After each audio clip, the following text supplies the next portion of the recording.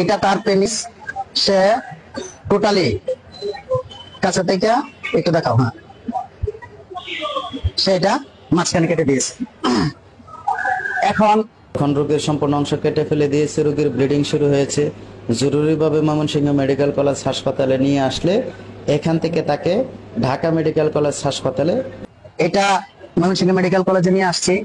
আমাদের এখানে vascular surgery department নাই, এটা ইমার্জেন্সি ভাবে রেফার করা হয়েছে ঢাকা বারডেম অথবা ঢাকা মেডিকেল। আমরা সবকিছু প্রিপারেশন নিয়েছি ঢাকা নেওয়ার জন্য। ডাক্তার বলছে এটা 10% আপনার সম্ভাবনা আছে, যদি 8 ঘন্টার মধ্যে করা যায় তাহলে 10% সম্ভাবনা আছে, আর না হলে টোটালি তার লাইফটাই নষ্ট। এখন আমি জানতে যাব আমার এই ভাইয়ের নাম কি, আপনি একটু জোরে বলবেন। আকবর। ভাইয়ের নাম আকবর আলী, বাসা কোথায়? উজানচর। কোন গ্রাম? সীমার বুকে গ্রাম। আচ্ছা, এই যে আপনি যে কাজটা করছেন, আমার বাইনার কাজটা করছেন, এই কাজটা আপনি একটু বলেন এটা বিষয়ে।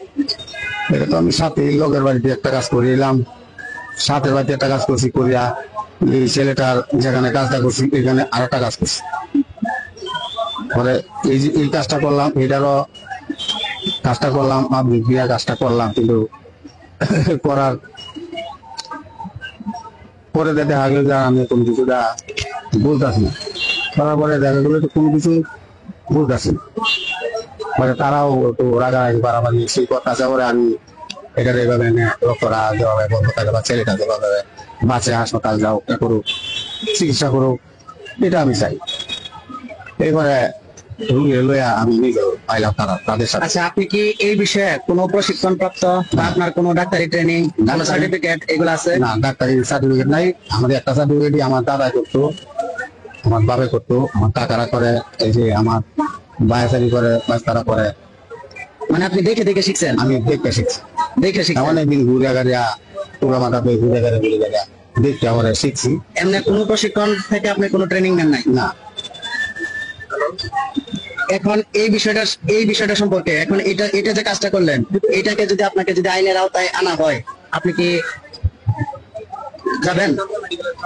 আইনের আওতায়, আইনের সাথে তো আর কেউ, আইনের উঠে তো আর কেউ না, আইন মানা লাগে। তবু আমি গরিব মানুষ, করছি যে ভুলটা হয়ে গেছে, এই ধরনের ভুল আমার বয়সে হয়েছে না, কাজের বয়সে হয়েছে না। 36, 35, 36, 37 বছরের মধ্যে এমন কোনো অঘটন হচ্ছে না আমার এলাকাতে, এমন কোনো ব্যক্তি নাই। দূর দূরান্তে অনেক আমি কাজ করি, অনেক দূর দূর, তো কোন জায়গায় আমার এখন এটা নিয়ে আপনি অনুতপ্ত, এই তো? না। দর্শক, আপনারা শুনলেন আকবর আলী ভাইয়ের কথা।